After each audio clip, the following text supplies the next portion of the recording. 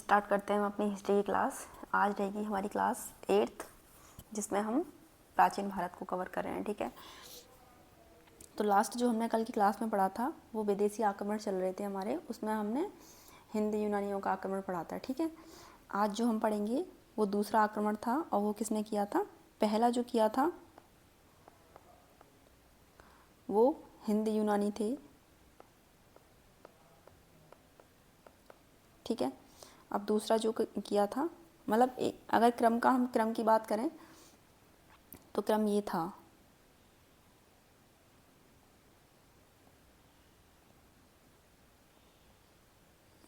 चलो मैं ऐसे बता देती हूँ। सबसे पहले किया था ईरानियों ने। ठीक है, यहाँ लिख देते हैं जिससे कोई कन्फ्यूजन ना हो। सबसे पहले किया था ईरानियों ने, मतलब ईरानी ने, इनका आक्रमण हुआ था। फिर दूसरे नंबर पे जो हुआ था इनके बाद वो हुआ था यूनानियों ने। ठीक है, थर्ड पे जो था आपका कल वो था हिंद यवन, या फिर बोल दो आप हिंद यूनानी। ठीक है,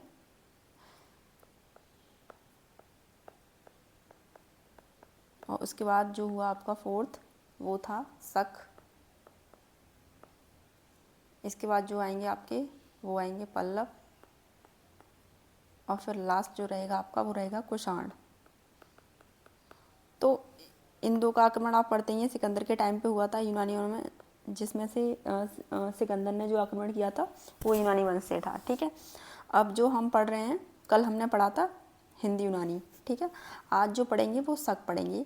लेकिन अगर हम बात करें इस टाइम पे, तो हमने पढ़ा था इससे पहले सुंग वंश, और उसके बाद हमारा कर्ण वंश था, और फिर था आंध्र सातवाहन वंश। ठीक है, उसके बाद ये विदेशी आक्रमण हुए थे। अगर उसके बाद की बात करें तो ये हमारा पहला आक्रमण था, और ये कौन सा रहेगा? ये रहेगा दूसरा।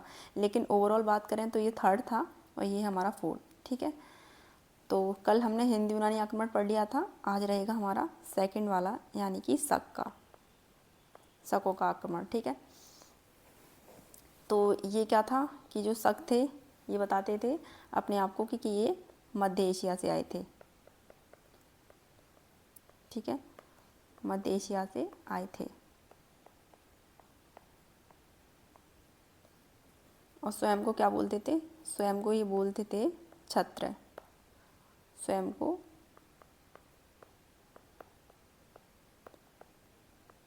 क्षत्र कहते थे। ठीक है, अब क्या था कि इनका जो समूह था या इनकी जो शाखाएं थी वो इनकी 5 शाखाएं थी। वो कौन कौन सी थी? एक थी अफगानिस्तान शाखा, दूसरी पंजाब, तीसरी मालवा, चौथी उत्तरी क्षत्र जो मथुरा वाला क्षेत्र था, और 5वीं थी नासिक उज्जैन वाला क्षेत्र जो कि पश्चिमी थी। ठीक है, आप जो रुद्रदामन को पढ़ेंगे वो इसी वंश में पढ़ेंगे। इस वंश का महान शासक था वो, और वो था पश्चिमी शाखा से। ठीक है, जिसने जूनागढ़ का अभिलेख बनवाया था, और जो कि पूरा संस्कृत भाषा में था। और इसने क्या किया था? सुदर्शन झील का मरम्मत भी कराई थी। ठीक है, और ये जूनागढ़ अभिलेख में हमें क्या होता है कि 4 शासकों के बारे में पता चलता है। पहला था चंद्रगुप्त मौर्य, दूसरा था अशोक, तीसरा रुद्रदामन, और चौथा था स्कंदगुप्त। ठीक है, तो इसमें ये सब कुछ इंपॉर्टेंट रहेगा। और इस वंश का जो अंतिम शासक होता है शक वंश का, वो था रुद्रसेन तृतीय। चंद्रगुप्त द्वितीय ने रुद्रसेन तृतीय की हत्या कर दी थी, तथा भारत में क्या किया था? शकों का उन्मूलन कर दिया था, मतलब शकों को खत्म कर दिया था। ठीक है, और फिर इसने विक्रमादित्य की उपाधि धारण की थी, जो कि इतिहास का आपका प्रथम विक्रमादित्य बना। कौन? चंद्रगुप्त द्वितीय की बात हो रही है ये। ठीक है, तो हम चलो इसको कर लेते हैं पहले कवर, कि स्वयं को क्षत्र कह के पुकारते थे। इनकी शकों की भारत में शाखाएं, तो कितनी शाखाएं थी इनकी? टोटल 5। ठीक है, वो 5 शाखाएं कौन कौन सी थी? पहली थी अफगानिस्तान,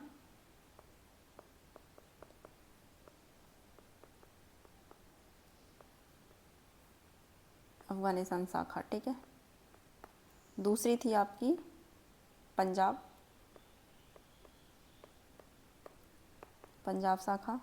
तीसरी थी आपकी मालवा,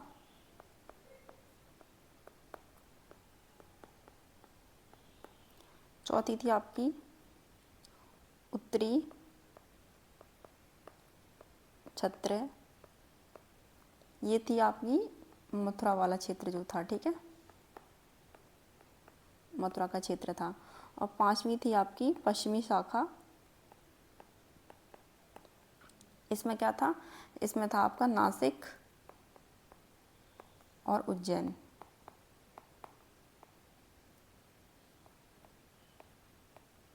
ये शाखाएं थी, ठीक है। और जो आपका रुद्र दामन था वो इस शाखा का सबसे महान शासक था, ठीक है। तो इस वंश का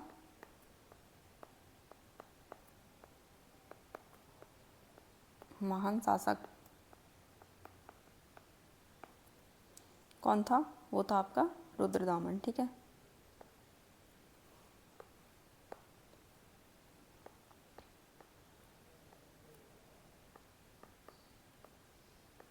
रुद्रदामन हुआ, और वो किस शाखा से रिलेटेड था, वो था आपकी पश्चिमी शाखा यानी कि नासिक उज्जैन से रिलेटेड, ठीक है, संबंधित। अब इसके बारे में क्या है, रुद्रदामन के बारे में, तो इसके बारे में ये इम्पोर्टेंट है कि इसने जूनागढ़ अभिलेख का निर्माण कराया था। जूनागढ़ अभिलेख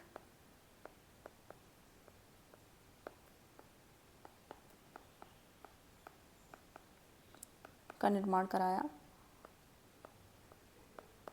और ये जो अभिलेख था आपका वो कैसा था, ये पूरा संस्कृत भाषा में था,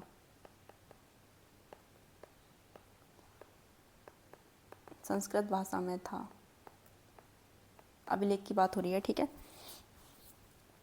और क्या किया था रुद्रदामन ने, तो यहाँ से लिखते हैं कि रुद्रदामन ने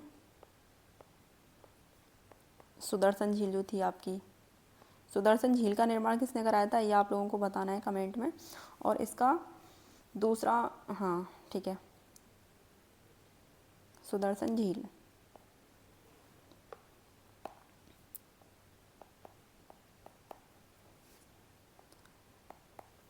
जीर्णोद्धार किया था इसने, ठीक है, यानी कि मरम्मत कराई थी। निर्माण किसने कराया था, ये आप लोगों को बताना है कमेंट करके, ठीक है। अब ये जो आपका जूनागढ़ अभिलेख था, यहाँ लिख लेते हैं ये भी पॉइंट कि जूनागढ़ अभिलेख से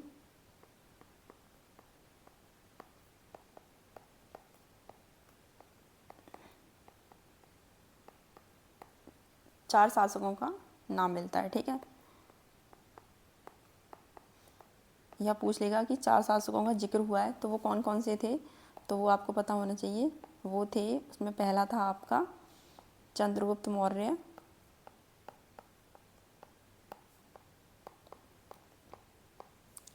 दूसरा जो था वो था आपका अशोक,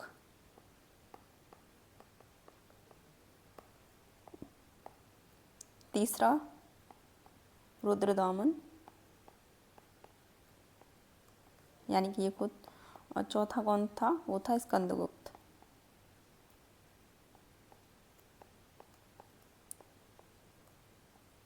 ठीक है, ओके। अब आगे कि इस वंश का अंतिम शासक, ठीक है, कौन सा वंश था, ये शकों की बात चल रही है, ठीक है। ये शक वंश का था रुद्रदामन जो था। तो इस वंश का शक वंश में और पश्चिमी शाखा से संबंधित था ये रुद्रदामन, ठीक है। इस वंश का अंतिम शासक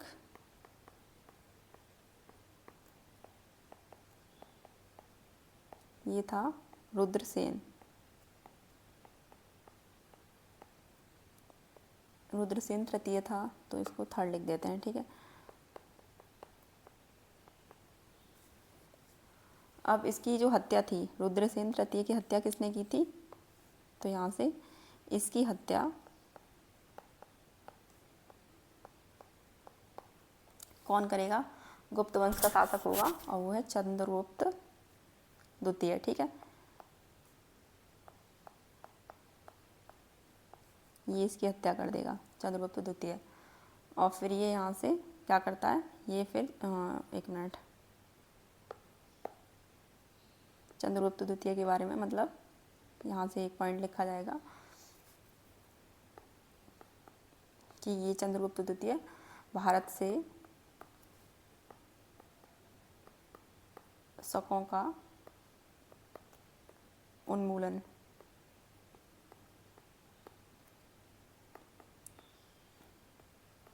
यानी कि भारत से शकों को इसने ख़त्म किया। ठीक है, और फिर यहाँ पे ये चंद्रगुप्त द्वितीय जब ऐसे करता है फिर ये क्या करेगा, यहाँ पे एक उपाधि धारण करेगा जिसे कहेंगे हम विक्रमादित्य की उपाधि। ठीक है, जो कि इतिहास का प्रथम विक्रमादित्य होगा ये।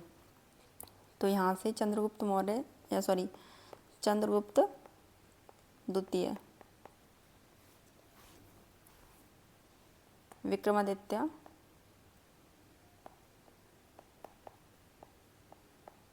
विक्रमादित्य की उपाधि धारण करता है।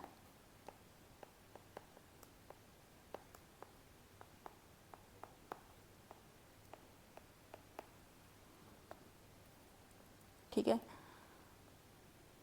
धारण करता है। अब क्यों धारण की ये तो आपको पता चल गया होगा कि शकों का ये यहाँ से बिल्कुल उन्मूलन कर देता है, शकों को ख़त्म कर देता है। ठीक है, और इतिहास का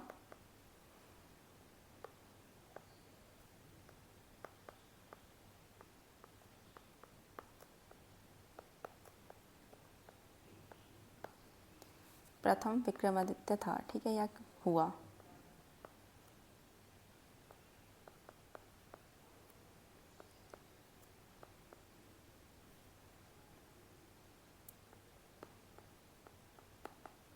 ठीक है, तो यहाँ पे ये हमारा ख़त्म होते हैं शक।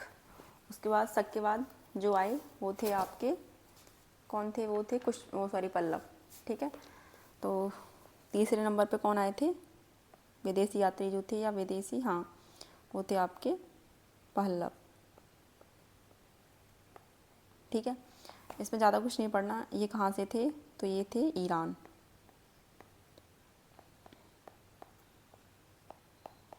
ईरान से आए और इनके संस्थापक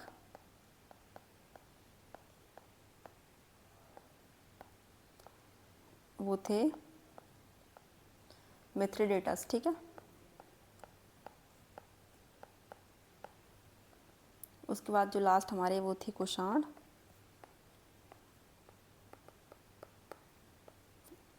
ये कहाँ से आए थे, ये आए थे मध्य एशिया।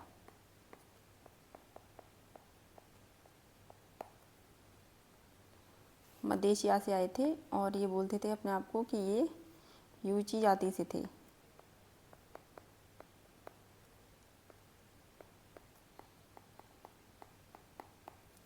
ठीक है, इनके संस्थापक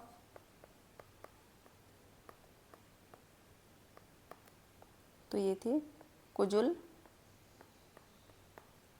कड़फिसेस।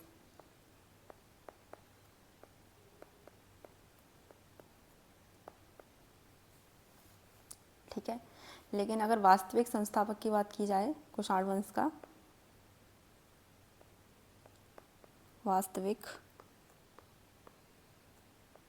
संस्थापक तो वो था आपका भिव कड़फिसेस।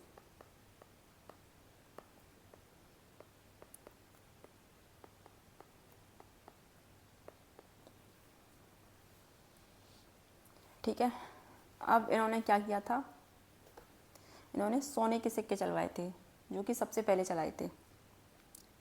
ठीक है, किसने, भिव कड़फिसेस ने क्या किया था, इन्होंने सोने के सिक्के चलाए।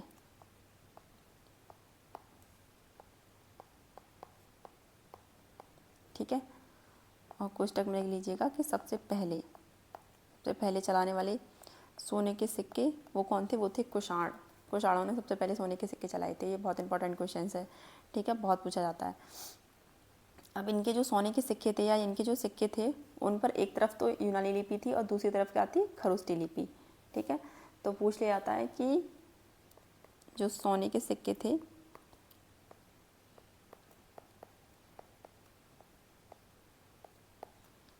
एक तरफ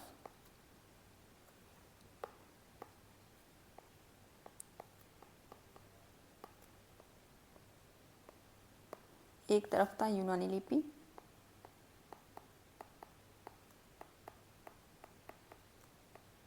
ठीक है, और दूसरी तरफ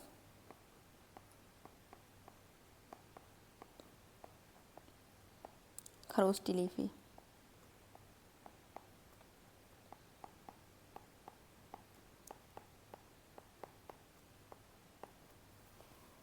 ठीक है, और क्या था, इनके जो सोने के सिक्के थे उन पे शिव, नंदी, बैल और त्रिशूल की आकृति थी। ठीक है, तो ये भी याद रखना है।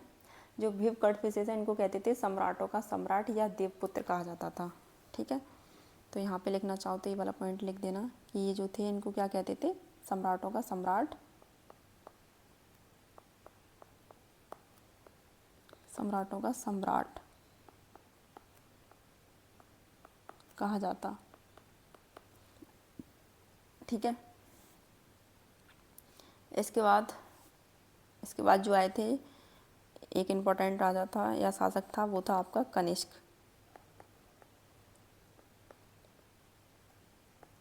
ठीक है, वो भी इसी वंश के थे। तो इनका जो टाइम पीरियड था वो 78 AD से लेकर 110 AD था। ठीक है, तो टाइम बहुत इम्पोर्टेंट है, ये पूछ लिया जाता है।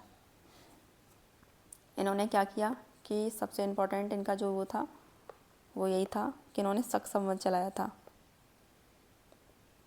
पूछ लिया जाता है कि शक संवत चलवाया किसने चलवाया, तो कनिष्क ने। ठीक है, कब चलवाया था, तो ये बहुत पूछा जाता है, 78 AD में, है ना। और इन्होंने क्या किया, इन्होंने जो उस टाइम पे गांधार, मथुरा कला का विकास किया था।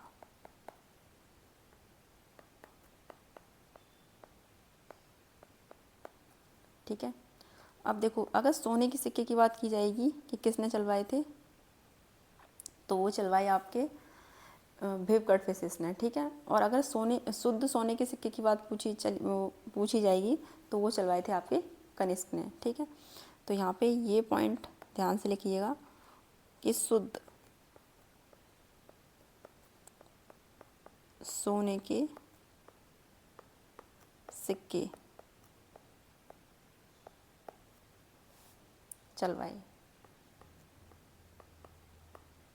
ठीक है, तो ये याद रखना है, इसलिए इसको हाईलाइट कर देते हैं। ठीक है, और आपसे पूछा जाए सोने के सिक्के किसने चलवाए, तो वे इन्होंने चलवाए थे।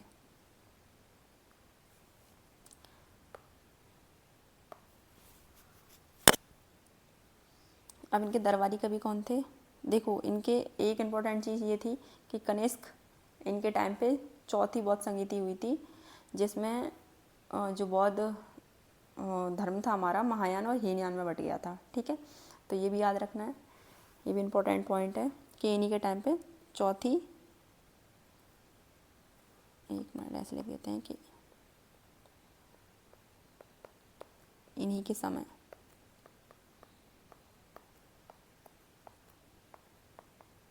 चौथी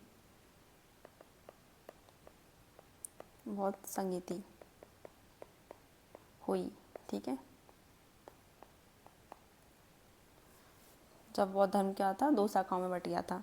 इनके दरबारी कवि कौन थे, कनिष्क के, तो दरबारी कवि लिख लीजिए, वो थे आपके अश्वघोष, चरक। ठीक है, इनसे रिलेटेड आपको पता ही है, इनकी बुक जो सबसे ज़्यादा इम्पोर्टेंट है वो कौन सी थी, चरक संहिता।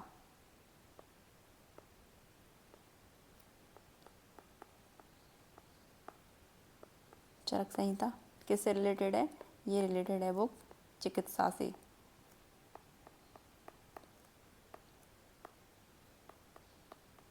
तो बहुत इम्पोर्टेंट है, बहुत ज़्यादा। ठीक है, उसके बाद कौन थे, उसके बाद थे नागार्जुन।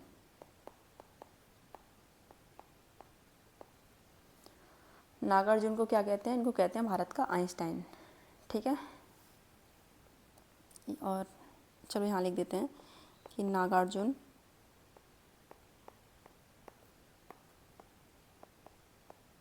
भारत का आइंस्टाइन या फिर भारत का आइंस्टीन, ठीक है। और इनके नियम जो थे, इन्होंने कुछ सिद्धांत दिए थे। एक तो इनका था नागार्जुन का शून्यवाद का सिद्धांत, ठीक है, और एक था इनका सापेक्षता का सिद्धांत।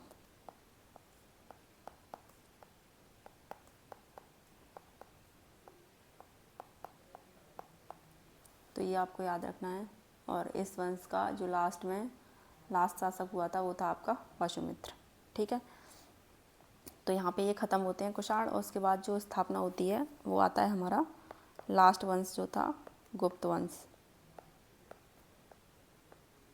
मतलब लास्ट नहीं है, एक और वंश आएगा, ठीक है। तो ये अब स्टार्ट होगा हमारा गुप्त वंश, और इसका जो टाइम पीरियड रहेगा आपका वो रहेगा 319 AD से 540 AD। संस्थापक, तो इस वंश का संस्थापक रहेगा या रहेंगे श्री गुप्त। गुप्त वंश के संस्थापक कौन है? वो है आपके श्री गुप्त, ठीक है। इन्होंने उपाधि कौन कौन सी धारण की? तो इनकी उपाधि थी महाराजा। महाराजा की उपाधि धारण की सबसे पहले तो, ठीक है, महाराजा। अब श्रीगुप्त का पुत्र कौन था? पुत्र की बात करें तो इनका पुत्र था घटोत्कच। घटोत्कच, ठीक है। गुप्त वंश का वास्तविक संस्थापक की बात की जाए तो वो था चंद्रगुप्त प्रथम, ठीक है।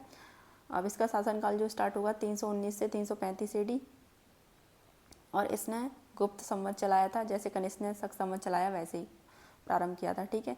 इसने भी उपाधि धारण की थी, इसने उपाधि धारण की थी महाराजा अधिराज की, ठीक है। चंद्रगुप्त प्रथम जो था, इसने विवाह किया था कुमारी देवी के साथ, और गुप्त वंश का यह प्रथम शासक था जिसने चांदी के सिक्के चलवाए थे। कौन? चंद्रगुप्त प्रथम, ठीक है। तो चलो पढ़ते हैं अब अगला शासक जो हुआ। जैसे फर्स्ट वाला तो ये हो गया, अगला शासक था आपका चंद्रगुप्त प्रथम, ठीक है। तो यहीं से डाल देते हैं चंद्रगुप्त प्रथम, ठीक है। तो इनका टाइम पीरियड क्या था?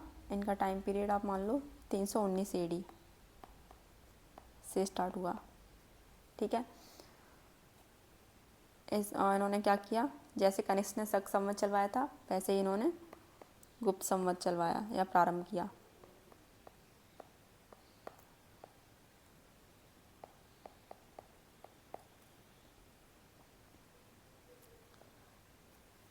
और इनकी पत्नी थी इनकी कुमारी देवी।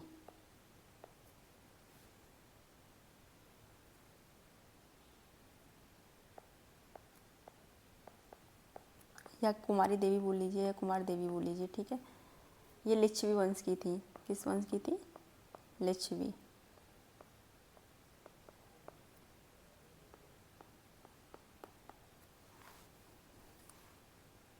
इन्होंने उपाधि धारण की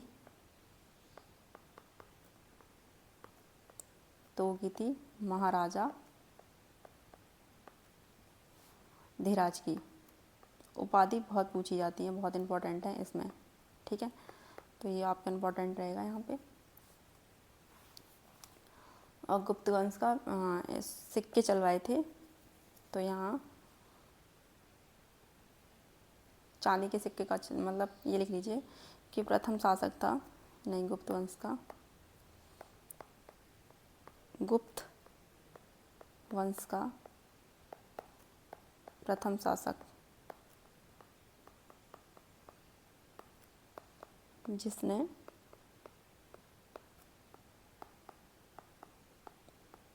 चांदी के सिक्के चलवाए या चांदी के सिक्के का प्रचलन किया, ठीक है। आगे जो आएगा वो था हमारा शासक समुद्रगुप्त, ठीक है। तो समुद्रगुप्त गुप्त, ये भी इस वंश का महान शासक रहेगा। इनका जो टाइम पीरियड है वो आपका 335 से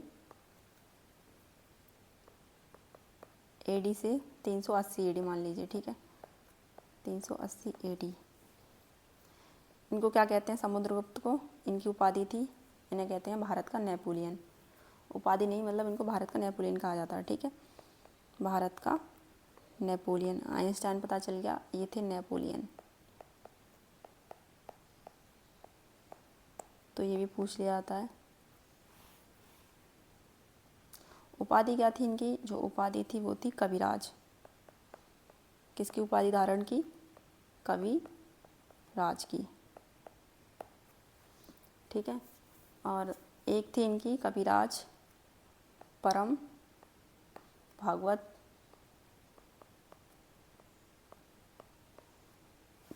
पराक्रामक, ये सब इनकी उपाधियां थी, ठीक है। और व्याघ्र पराक्रामक,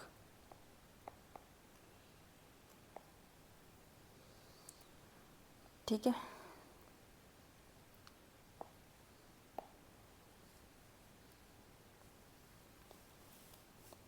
अब देखो जो एक इम्पोर्टेंट पॉइंट वो है कि समुद्रगुप्त ने दक्षिण भारत के 12 शासक तथा उत्तर भारत के 9 शासकों को हराया था।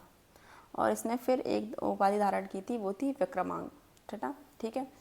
और इसने अश्वमेध यज्ञ भी करवाए थे। इनका जो दरबारी कवि था समुद्रगुप्त के, वो थे हरिश्चंद्र, ठीक है। अब इसका वर्णन हमें कहाँ से मिलता है, ये मिलता है इलाहाबाद स्तंभ लेख से। समुद्र की जो विजय इन्होंने की थी ना, उत्तर भारत में 9 और दक्षिण भारत में 12 शासकों को हरवाया था, तो इसके बारे में हमें पता चलता है इलाहाबाद के अभिलेख से, ठीक है। और आगे एक इम्पोर्टेंट पॉइंट ये रहेगा यहाँ पे कि ये वीणा वादक थे, वीणा वादक भी थे। इनके जो सिक्के थे ना, उस पर वीणा वादक करते हुए चित्र किया गया था, ठीक है, वहाँ से हमें ये पता चला था। तो यहाँ पे लिखते हैं हम आगे कि हाँ, दक्षिण भारत में समुद्रगुप्त ने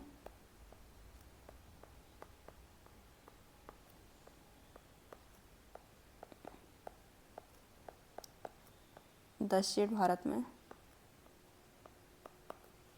कितने शासक, 12, ठीक है, तथा उत्तर भारत में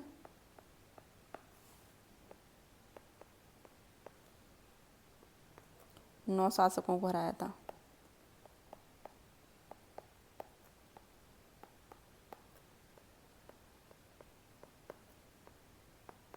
ठीक है, इनको हराने के बाद इसने कौन सी उपाधि धारण की, इसने विक्रमांक की उपाधि धारण की फिर, ठीक है।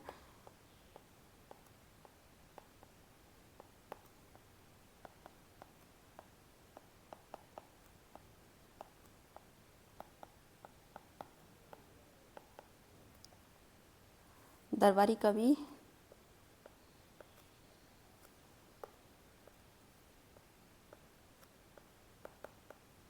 इनके दरबारी कवि जो थे वो थे हरिश्चंद्र।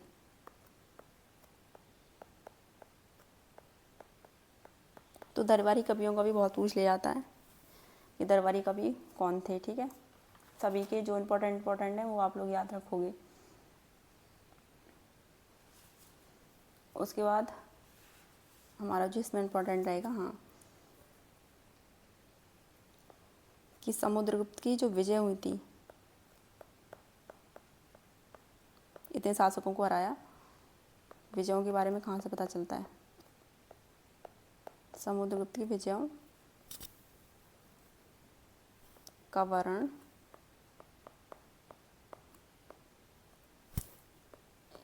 इलाहाबाद स्तंभ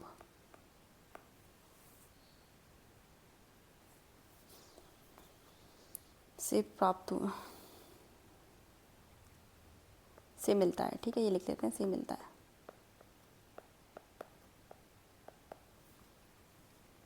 ठीक है। एक और अभिलेख था इम्पोर्टेंट आपका, ऐरण अभिलेख, जो कि भानुगुप्त ने लिखवाया था, और इस समय सती प्रथा का उल्लेख मिलता है, ठीक है। तो उसे भी यही लिख देते हैं ये ऐरन अभिलेख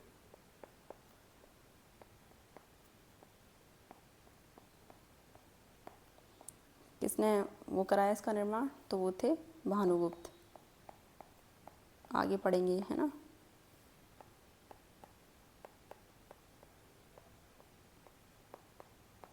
इससे क्या पता चला हमें, सती प्रथा का उन्मूलन, ठीक है, या सती प्रथा का उल्लेख बोल लीजिए, उन्मूलन नहीं।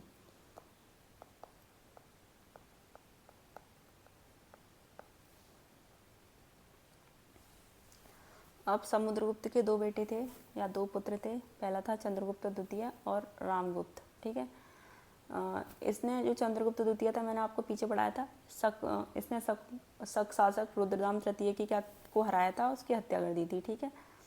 और रामगुप्त जो था वो कमज़ोर शासक था, उसकी पत्नी कौन थी, ध्रुव देवी, ठीक है।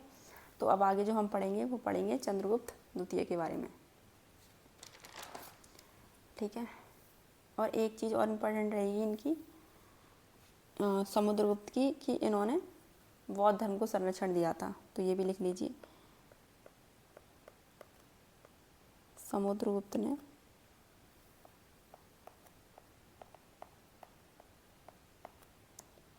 बौद्ध धर्म को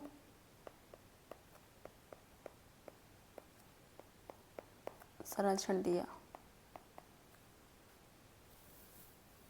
ठीक है, ठीक है, ओके। देखो एक चीज़ और है,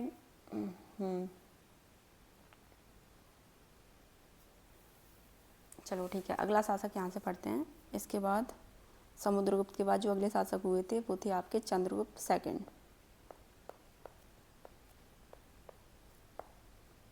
या चंद्रगुप्त द्वितीय बोल दीजिए, ठीक है। इनका टाइम पीरियड रहेगा आपका 380 से 413 AD। इनके बारे में क्या है कि यह इस वंश के सबसे शक्तिशाली शासक था या महान शासक था। इनके शासनकाल में कौन सा चीनी यात्री आया था, तो वो आया था फायान, ठीक है। ये 15 वर्ष तक भारत में रहा था और अपने दरबार में नवरत्न रखने वाले ये पहले शासक थे। कौन, चंद्रगुप्त सेकंड। इन्होंने अपने दरबार में नवरत्न रखे थे, ठीक है, जैसे आगे अकबर रखता है। और इन्होंने किसकी उपाधि धारण की, इन्होंने उपाधि धारण की थी परमाभक्त की, ठीक है। रुद्रसेन तृतीय की हत्या इन्होंने की थी और भारत से शक वंश का अंत किया था इन्होंने, ठीक है। फिर उसके बाद विक्रमादित्य की उपाधि धारण की थी जब रुद्रसेन तृतीय को इन्होंने हराया था या उसकी हत्या की थी, ठीक है। और इसका उत्तराधिकारी कौन होगा, फिर इनका पुत्र होगा कुमारगुप्त आगे, ठीक है। तो हम अभी लिखते हैं कि इस वंश के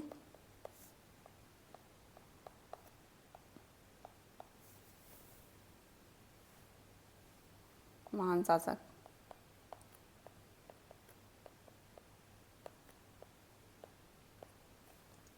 ठीक है।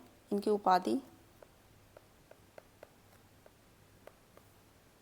पहली विक्रमादित्य की, वो बताइए आप कब धारण की थी, जब रुद्रसेन तृतीय को हराया था, ठीक है। दूसरी थी सकारी, विक्रमांक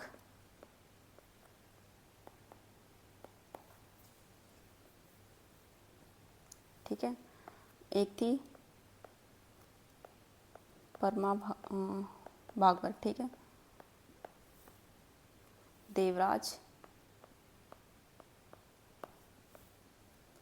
और देवश्री और प्रवरसेन, ये सब इनकी उपाधियाँ थीं, ये आपको ध्यान रखनी है, ठीक है। इनके टाइम में कौन सा चीनी यात्री भारत आया था,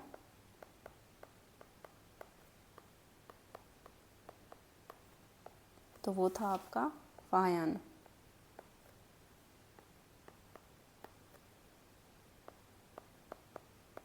कितने वर्ष तक रुका था, 15 वर्ष तक भारत में रहा,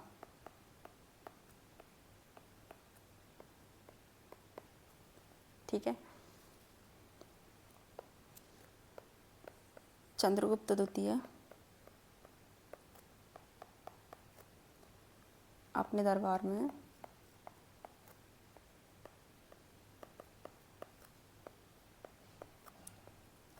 नव या फिर इसको हटाते हैं, नवरत्न लिखते हैं, ठीक है। नवरत्न रखने वाले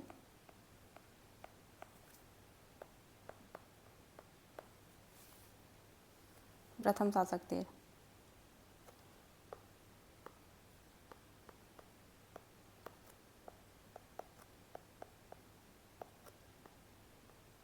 ठीक है।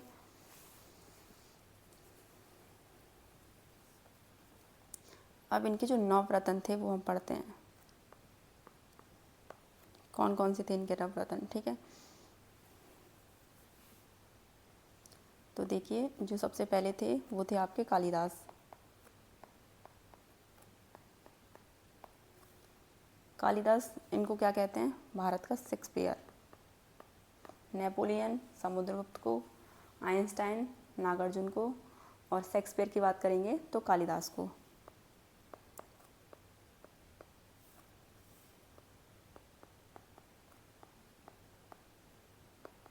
ठीक है।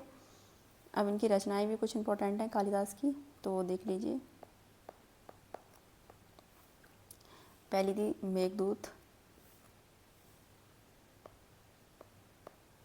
दूसरी थी इनकी रघुवंशम। एक रचना मैंने आपको पहले की क्लास में पढ़ाई है, और कौन सी थी वो आपको कमेंट में बतानी है, ठीक है। जब भी जो भी इस क्लास को देखे वो कमेंट करके ज़रूर बताएगा कि वो उनकी कौन सी रचना थी, इससे पहले किसी क्लास में पढ़ाई है। और एक थी इनकी अभिज्ञान शकुंतलम।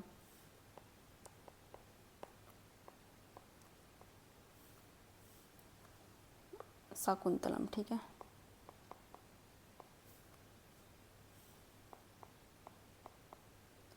तो इसमें क्या पता चलता है, ये जो इनकी रचना थी इसमें पता चलता है हमें दुष्यंत और शकुंतला की प्रेम कथा, ठीक है।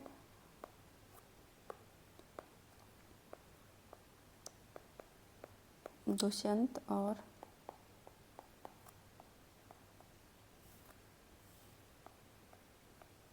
शकुंतला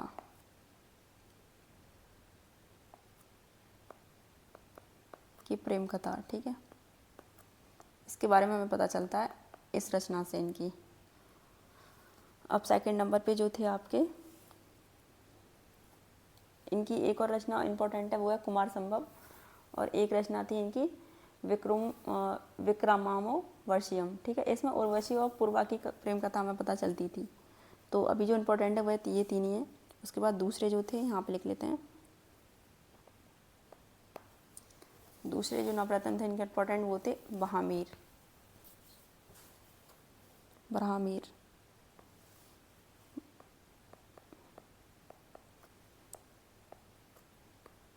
ठीक है। ये कौन थे, ये खगोल और गणितज्ञ थे।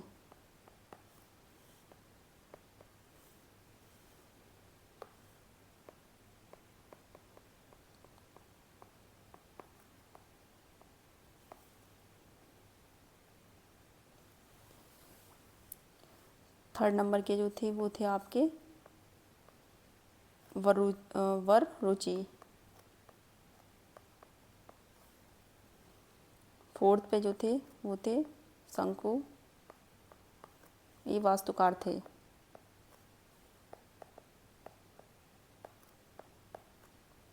पांचवें नंबर पे थे आपके चपड़क, ये ज्योतिषी थे।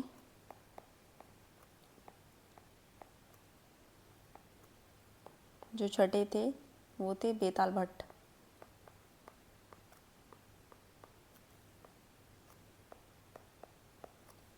ये कौन थे, ये तो पता ही है सभी को, जादूगर थे ये, ठीक है, बेताल भट्ट। सातवें नंबर के जो थे वो थे आपके घट कयर थे या करते, ये आप लोग देख लेना, ठीक है। ये थे इनके सलाहकार।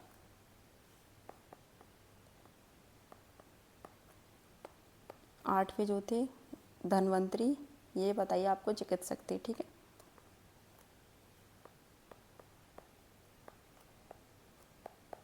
ये थे चिकित्सक। और 9वें नंबर के जो थे वो थे आपके अमर सिंह।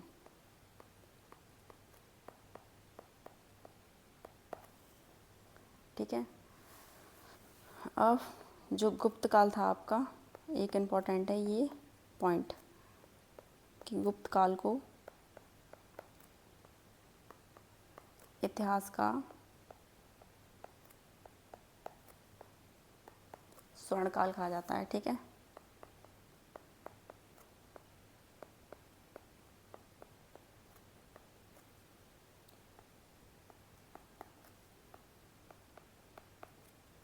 कहा जाता है।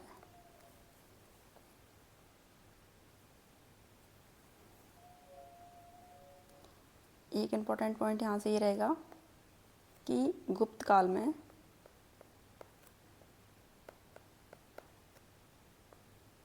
जो सिक्के थे उन पर गरुड़ की आकृति थी, लेकिन जो कुमार गुप्त ने वो आकृति चेंज करके मयूर की आकृति के चांदी के सिक्के चलाए थे। तो गुप्त काल में हाँ, सिक्के पर किन की आकृति थी? गरुड़ की।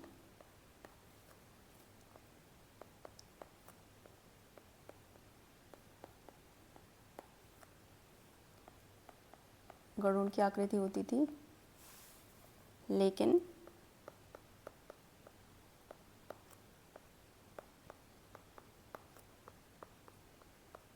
कुमारगुप्त ने मयूर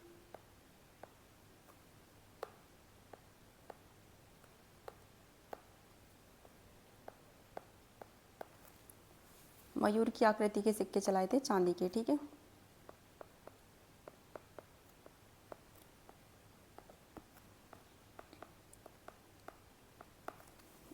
चांदी के सिक्के चलवाए।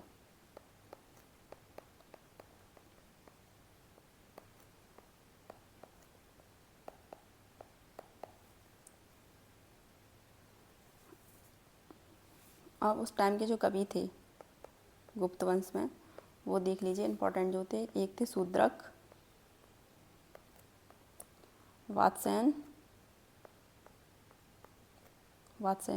ठीक है। और एक थे आपके आर्यभट्ट।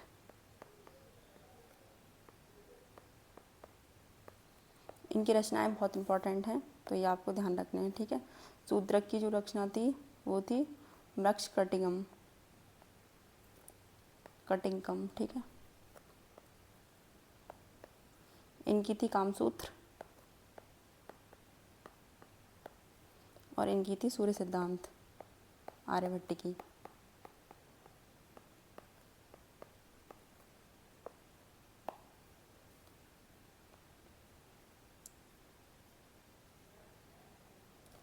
चंद्रगुप्त द्वितीय जो थे, इनकी दो राजधानी थी। कौन कौन सी थी? एक तो पाटलिपुत्र थी और एक उज्जैन थी, ठीक है। तो लिख लेते हैं कि चंद्रगुप्त द्वितीय की राजधानी, दो राजधानी थी इनकी, ठीक है। पहली कौन सी थी? पाटलिपुत्र, और दूसरी थी इनकी उज्जैन।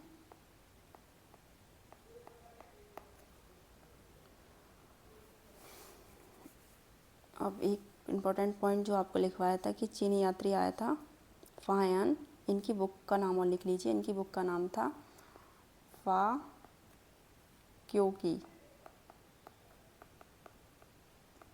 ठीक है। ये क्या थी? ये इनकी बुक थी जो कि इम्पोर्टेंट है। इसके बाद आपके चंद्रगुप्त द्वितीय के बाद किनका शासनकाल स्टार्ट होगा? वो होगा आपका कुमारगुप्त का।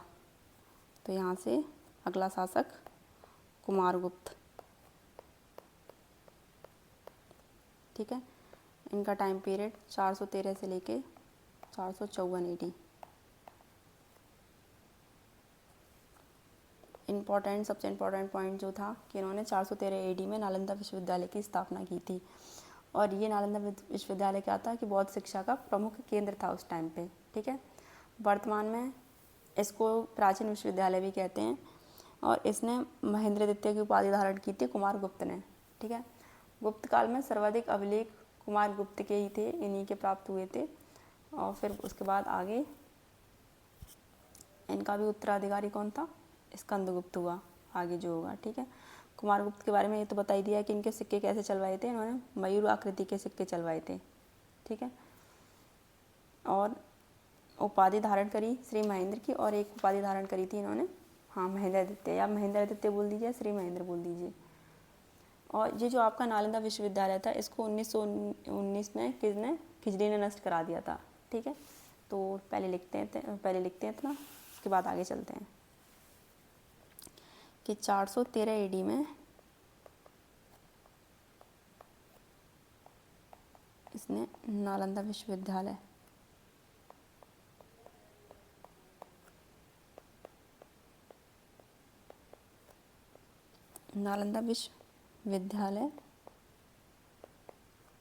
की स्थापना की।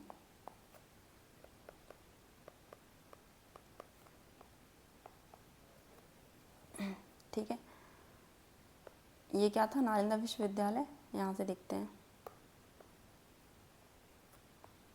कि ये बौद्ध शिक्षा का प्रमुख केंद्र था, बौद्ध शिक्षा का प्रमुख केंद्र माना जाता था इसको, ठीक है। उस टाइम पे अच्छी यूनिवर्सिटी मानी जाती थी ये। वर्तमान में इसको किसके नाम से जानते हैं, वर्तमान में जानते हैं प्राचीन विश्वविद्यालय के नाम से, ठीक है। भारत का सबसे प्राचीन विश्वविद्यालय,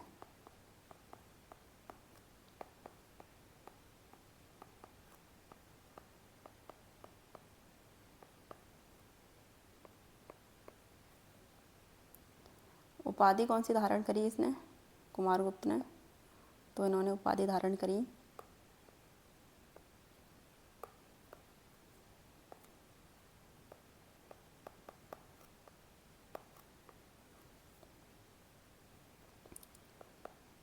महेंद्रादित्य।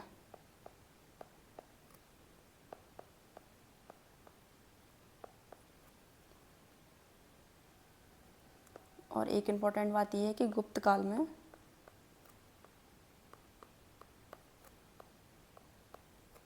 सर्वाधिक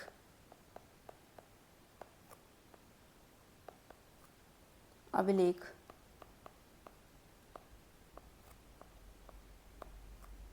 कुमारगुप्त के ही थे, ठीक है।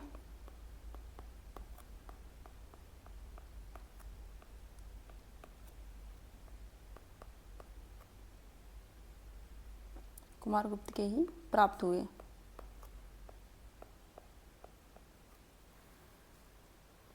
आगे इसके बाद जो आपका शासक होगा वो होंगे स्कंदगुप्त,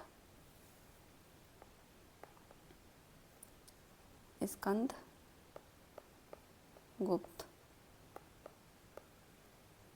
इनका टाइम पीरियड रहेगा आपका 454 से लेके 467 AD, ठीक है।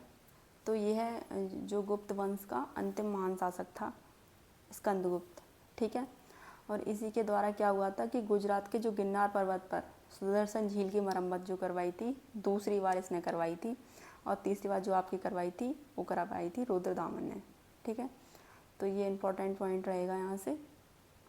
इसकी जानकारी तो आपको पता ही है कि सुदर्शन झील की कहाँ से मिली, वो जूनागढ़ अभिलेख से मिली थी, जो कि रुद्रदामन ने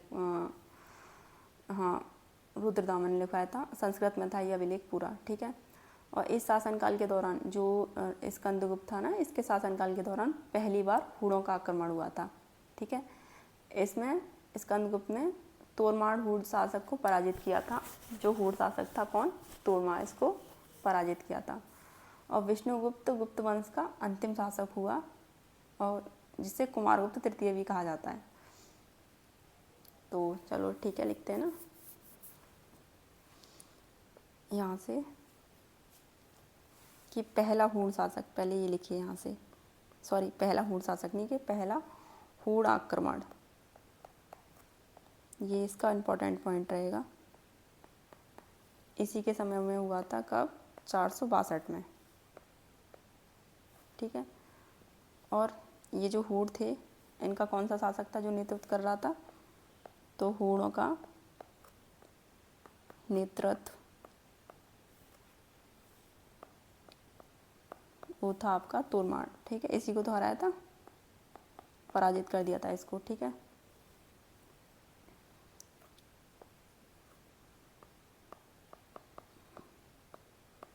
पराजित किया इनको, हार गया था ये, ठीक है।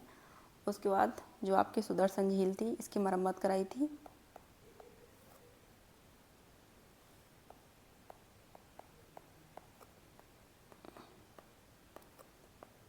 सुदर्शन झील का पुनः बनवाया था या पुनः जीर्णोद्धार किया, ठीक है, स्कंदगुप्त ने। और फिर उसके बाद ये जो इस फिर विष्णुगुप्त इस वंश का अंतिम शासक था, ये लिख लीजिए कि विष्णुगुप्त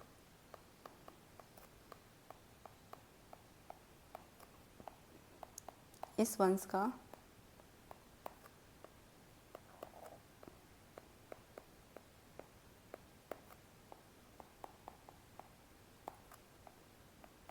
अंतिम शासक था, ठीक है। और इसका दूसरा नाम भी अगर पूछ लिया जाए तो जिसे कुमारगुप्त तृतीय भी कहा जाता है, तो यहाँ से 1 मिनट ऐसे लिखिए कि इसे कुमारगुप्त तृतीय भी कहा जाता है,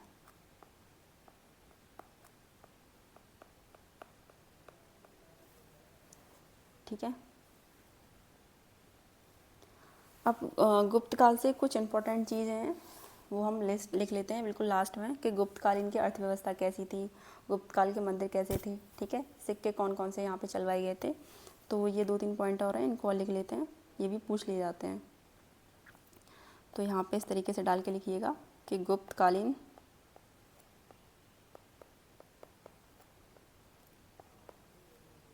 अर्थव्यवस्था।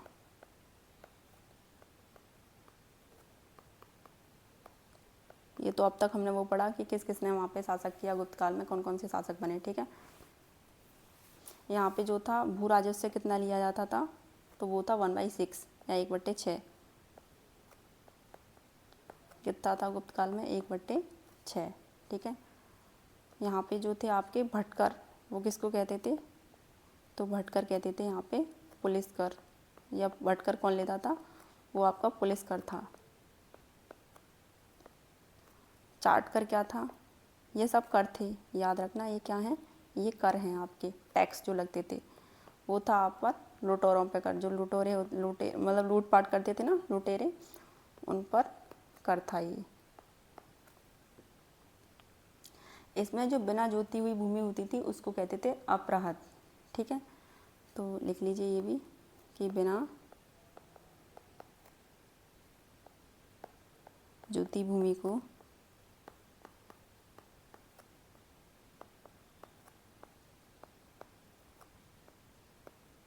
अपराहत कहते थे, ठीक है। अब जो आपका सेकंड पॉइंट रहेगा वो गुप्तकालीन मंदिर।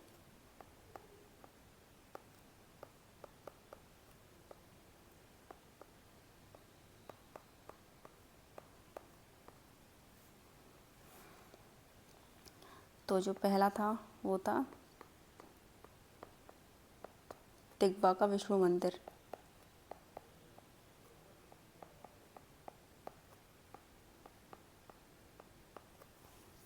ये है आपका मध्य प्रदेश में, ठीक है।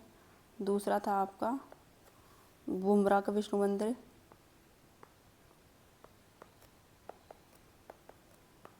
ये कहाँ है आपका, ये भी आपका एमपी में। जो तीसरा था दशावतार मंदिर,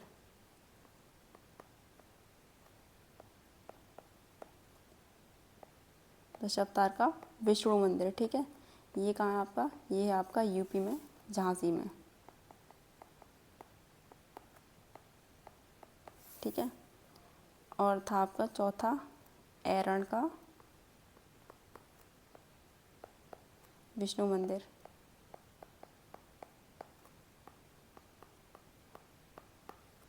ये भी आपका एमपी में है, एमपी में सागर में, ठीक है। और जो आपका पांचवा था वो था भीतर गांव का लक्ष्मण मंदिर,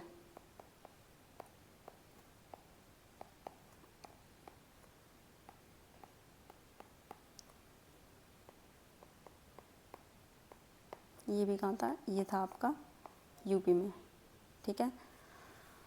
तो ये कुछ इम्पोर्टेंट मंदिर थे। अगर हम गुफ़ा की बात करें इनके टाइम पे, गुप्तकालीन पे, तो वो थी अजंता की गुफ़ाएं। ये गुप्तकालीन गुफ़ाएं हैं, ठीक है, अजंता की गुफ़ा। कितनी थी ये संख्या थी 29। है कहाँ पे, तो ये है आपकी महाराष्ट्र में, ठीक है। अगर गुप्तकाल के सिक्कों की बात की जाए, गुप्तकाल के सिक्के, तो पहला था दिनार, फिर था रुपयक, कौड़ी। दिनार कैसे थे, ये थे सोने के सिक्के,